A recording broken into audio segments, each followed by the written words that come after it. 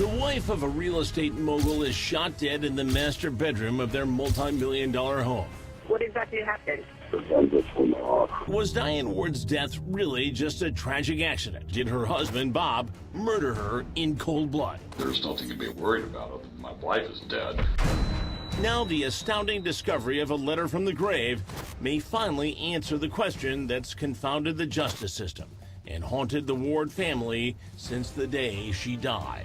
All of a sudden I realize what I'm reading, and I go, who found this? Bob and Diane Ward, as they say, really had it all.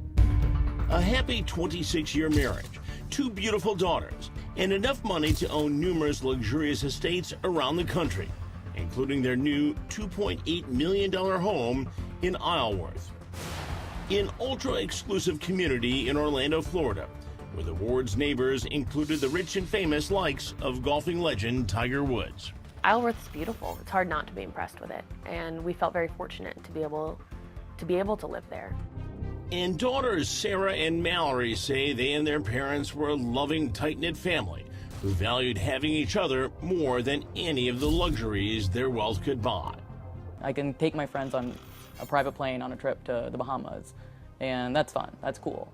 But you know, we're still hanging out with my parents and still just being normal. We are very close, all of us, and we've always been that way. The sisters credit their privileged lives to their dad, Bob, a property developer and self-made multimillionaire who had built a vast real estate empire. He worked incredibly hard to build what he did. Very, very hard. His big thing was, I want to give my family what I didn't have. But Sarah says she and Mallory were a little bit spoiled by their wealthy father. I was a bit of a daddy's girl. I loved to be with my dad, and I also knew how to kind of get my way a little bit. Sarah recalls talking him into buying her a horse, the first of many she would go on to breed and rescue. My mom and I were really close too because of the horses. She really enjoyed them. Sarah and Mallory say their mom, Diane, was even more spoiled than them by their dad, who treated her like a princess with whatever her heart desired. My dad thought my mom hung the moon. The feeling was mutual. My mom also thought my dad hung the moon. They adored each other. They were soulmates. But the Ward family would find their dream life suddenly turning into a nightmare when Bob's priceless real estate business collapsed under the weight of the Great Recession. I remember my parents sitting down and telling me, this has happened, things aren't going to be as easy as they were before. Even though Bob was facing bankruptcy, Mallory says her father remained optimistic. He was just like, we'll get through it. But Diane, not so much. Her daughters say she grew increasingly despondent over the prospect of losing the family fortune. I remember one time I found her in Mallory's room crying. And Sarah says Diane would try to ease her depression with booze and prescription drugs. When she mixed that with alcohol, it was not pretty. Sarah says Diane would turn into a different person, far from the loving mom she knew. When my mom drank a lot, she could get violent. And completely out of control, even in public, according to Sarah. It was embarrassing, and it was sad. When she drank like that, there was no arguing or discussing anything. Sarah says Diane was also directing her anger and resentment at Bob after having to cut back on some of her luxuries, including a private jet to shuttle her between their various properties. She was drinking, and she was saying how disappointed she was in my father. And Sarah says her father became her mother's punching bag. It was really hard on him. It was awful, and so when she would scream and yell and pick fights and snap, he was devastated. He would never argue back. But then something horrifying happens late one night at the Ward residence. Yeah, what's the emergency? I just shot my wife. Bob sounds so calm and matter of fact that the 911 dispatcher doesn't seem to believe her own ears. You just what? I just shot my wife. Where's your wife? She's right here on the floor. Is she breathing? No, she's dead. You know that for sure. I think so, yes. Okay, you're sure she's not breathing, or? She's dead. She's done. I'm sorry.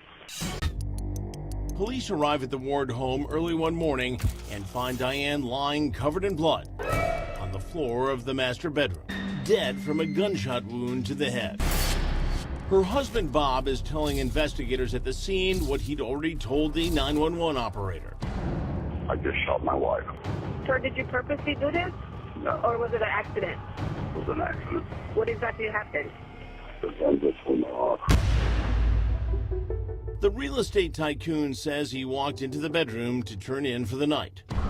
Shocked to find his allegedly depressed and intoxicated 51-year-old wife, Diane, holding his .357 Magnum. And Bob says the weapon accidentally fired while he struggled to get it away from her before she could kill herself or him or the both of them. But police handcuffed Bob at the scene of the shooting before taking him in for questioning. Your wife is deceased. At this time, we're preparing a search warrant to search your house. And as investigators scour the scene of the shooting for any evidence that might corroborate or contradict Bob's story, he's examined at the station for gunshot residue on his hands. Have you washed your hands this evening? I have not. Police find red stains on other parts of his body and his clothes. Is it blood? It's pink. It's kind of really pink, though. You were drinking wine, right? She was. It looks kind of more like wine than blood. That's what's on the back of my shirt, too, I think. Possibly spilled as Bob and his wife wrestled for the gun. It's a nightmare. But those few words are about all detectives are going to get from Bob when he declines to answer any more questions without a lawyer. Do you have an attorney that you can... Yeah. Now, police leave him alone in the interrogation room to call friends and family, whom he tells more than he told investigators. I just tried to get the gun out of her hand, but I haven't told them anything at all. But he's still not giving away many details. I probably can't tell you anything right now other than that she's dead. And it was an accident.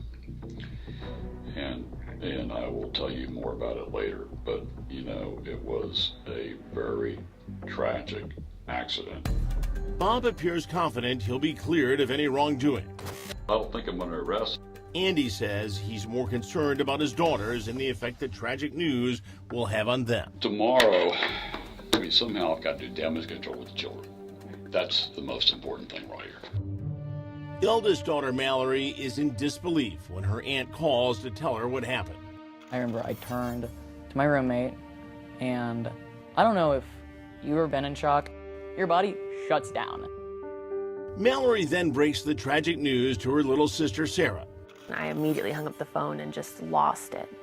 But there's still more bad news awaiting the sisters. The next morning, their father was charged with the second-degree murder of their mother, Diane. I just remember being like, why? What crime has he committed? I was like, no, you know your father, you know your family, there is something here that you don't know. We all crawled in our bed and just cried. It was heartbreaking. And the family is horrified when Bob is put on trial on the strength of only circumstantial evidence. You don't even realize that it's real. It's so, oh my God, that only happens on a Law & Order episode. Forensic tests had concluded there was no trace of gunshot residue on Bob's hands, and only his wife Diane's fingerprints were found on the trigger of the alleged murder weapon. That says to me that my dad didn't pull the trigger. My mom did. And ended up with a bullet in the face. And Bob's prints were reportedly only found on the barrel of the gun, supporting the defense's claim that he had taken it out of his wife's hands after the shot was fired, before placing it on the nightstand beside their bed, where it was found by police. I can't tell you what happened. All I can tell you is that he didn't do it. His daughters had been proclaiming their father's innocence from the very beginning. There's no way in the world that he would ever do anything to hurt her or anyone in his family. But the prosecution insists he did, pointing to his own words and demeanor after his wife's shooting. Okay, what's going on there? I just shot my wife. Prosecutors say his cool, calm, and collected manner on his 911 call and in phone conversations with friends and relatives from the station certainly didn't appear to be that of a man who just tragically lost his wife and the mother of his children. But there's nothing to be worried about other than my wife is dead. But prosecutors say Bob seems more concerned about the welfare of the family pets than his wife's death. Dead. And I need you, if you could, to go over to the house and take care of the dogs in the morning, if you could do that tomorrow. Bob's daughters believe he was simply in shock. People want to sit around and talk about my dad's reactions and why wasn't he screaming and crying and doing this and doing that. That's not what you do when you're in shock. When you're seeing someone bleeding out, your wife who you love, how will you ever know what you're going to be able to say? You can't prepare for that phone call. Where is your wife? She's in the forward master bedroom. But prosecutors present the jury with what appears to be a compelling motive for Bob to murder Diane, alleging that he wanted to silence his wife, killing her just 3 days before she was to testify in a bankruptcy fraud case that had been brought against him. That's a ridiculous theory. And that's all it is. He would never hurt her. He had no reason to. And she didn't know anything about the company, so he had nothing to be concerned about. Daughter Sarah also scoffs at allegations that her father stood to collect on a $50 million life insurance policy he held on Diane. There was no life insurance policy when she died, so the life insurance never got paid. So then it was canceled. It's judgment day for Bob Ward. After weeks of testimony, would jurors believe the shooting death of his wife was accidental or intentional? His daughters were not ready for what happened next. It was heartbreaking to hear guilty. Guilty of second-degree murder. His sentence, 30 years to life. I remember thinking, my God, my dad's gonna die in prison. But 4 years later, Bob finally wins an appeal on the grounds that he had inadequate legal counsel. And his new defense attorney issues this statement.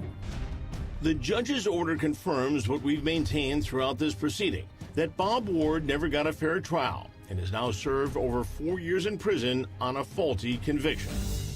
And Bob is reunited with his daughters as he leaves court a free man, at least temporarily. There was a hope that they wouldn't take it back to trial again. But that hope is dashed when prosecutors insist on retrying Bob for his wife's murder. Is just ludicrous. It's ridiculous, it's frustrating, it's horrible.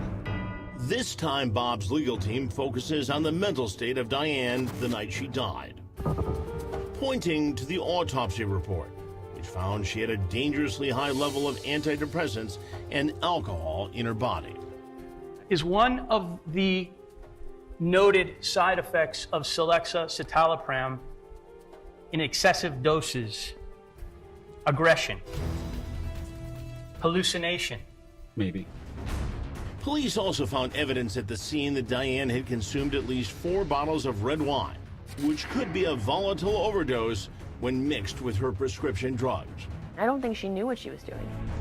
Unlike the first trial, the jury buys the defense's argument that Diane had died accidentally after Bob found her with his .357 Magnum in their bedroom and tried to take the gun away from her. But they still find him guilty of the lesser charge of manslaughter, leaving his daughters heartbroken once again. I wonder every day how a man can be in jail, not only for something he didn't do, but for something he was never once blamed for by people directly affected by my mom's death. But then, just weeks ago, with the judge still considering Bob's upcoming sentence, a bombshell development. This letter, which daughters Sarah and Mallory believe was written by their mom, was found in a closet in one of the Ward family's properties in Atlanta, nearly 9 years after her death. We were cleaning out the house. It had been sold, and an estate saleswoman was going through my parents' bedroom, and in the closet, in a folded notepad holder, in a back pocket stuffed in there was the note. My stomach fell out because all of a sudden I realized what I'm reading. I read it and was absolutely in shock. Sarah believes her mother probably wrote the letter when she was at the Atlanta house just weeks before she died. She put it in a place where she knew I would find it. And if I had found it years ago, we wouldn't be here. I wouldn't be interviewing with you. Diane's daughters would read Crime Watch Daily the words their mother wrote to them. Dear Mallory and Sarah, please know how much I love you. I don't know how it happened for me to end up like this. I want you to have wonderful lives and know that I will always watch out for you both. Take care of Daddy. I love you more than you will ever know. Take care of the dogs. They will need you. Mallory and Sarah both remember weeping when they first read the note. I just immediately started crying. It's devastating to know she was in this pain. This is a woman that was ready to die. I think she wrote that letter knowing at some point she was going to take her own life. This is a suicide note. Despite the tragedy of Diane's death, the sisters would come to see the letter as a blessing. For years, I prayed to find something like this. Because it supports their belief that their mother was about to kill herself when their father tried to wrestle his gun away from her. And that he was only trying to save her life. If she hadn't died of a gunshot, she would have died that night regardless. And I would have lost both parents that night. Sarah also says the letter makes her suspect that her mother actually did commit suicide, and that her father kept it a secret, willing to take the blame for Diane's death for the sake of her dignity. He loved her so much, he was willing to go to jail for something he didn't do, that she did to herself, because he didn't want her to be remembered that way. Sarah and Mallory say that would explain the mystery of why gunshot residue was found on Diane's hands, but not on the hands of their father. I don't know what her thoughts were. All I know is this is not someone who was in a perfectly normal state of mind. I think that this is something that a jury should have gotten the chance to hear. But she and Sarah are hoping the letter can still free their father from prison. I feel like this letter should make a difference. This letter should be seen. This letter should be taken into account. The letter, declared authentic by a handwriting expert hired by the defense, has now been presented to the judge to consider while deciding Bob's sentence for the manslaughter conviction. And as of now, the letter's authenticity has not been challenged by prosecutors. Even if it helps in the way that the judge says, you know what, time served, you can go home. If he's just allowed to come home, I don't care if it says that he's guilty, because I know he's innocent. And at least this way it's over and he can come home. That's all that I want right now. Since the verdict, Crime Watch Daily has learned that one of the prosecutors in the case resigned as he was being investigated for sending an inappropriate text message to one of Ward's daughters. The text read, "That's just your way of saying you want to see me naked." In a statement, the state attorney tells us in part, the ASA no longer is employed with my office. I am confident that the successful prosecution of Bob Ward was not compromised.